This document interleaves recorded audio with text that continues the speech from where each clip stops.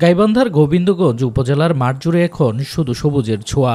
আগাম শীতকালীন সবজির বাম্পার ফলনে মুখে হাসি ফুটেছে চাষিদের।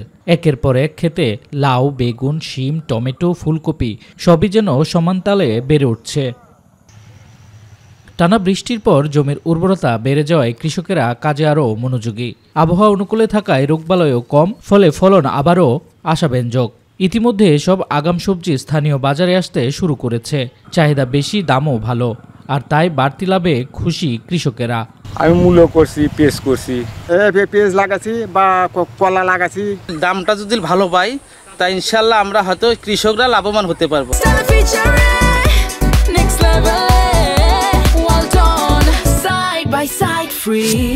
আগাম শীতকালীন সবজি চাষে খরচ আর পরিশ্রম একটু বেশি হয়।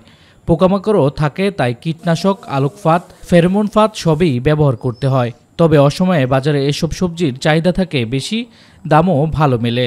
এখন সবেরই দাম বেশি, আমাদের কৃষকের ফসলের দাম নাই। সঠিক মূল্য যদি আমরা পাই তাহলে কিছু লাভবান হবো, আর যদি বাজার যদি খারাপ হয় তাহলে ঘাটতির দিকে থাকবে। উপজেলা কৃষি অফিস বলছে, চলতি মৌসুমে গোবিন্দগঞ্জে 625 হেক্টর জমিতে আগাম শীতকালীন সবজির চাষাবাদ হয়েছে।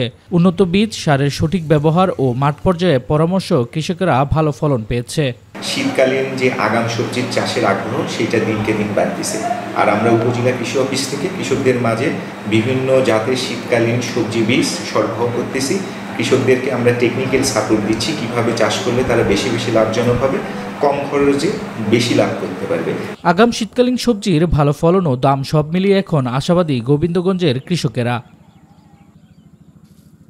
শামস তাবরিজ উচ্ছ্বাস, মাই টিভি নিউজ ডেস্ক।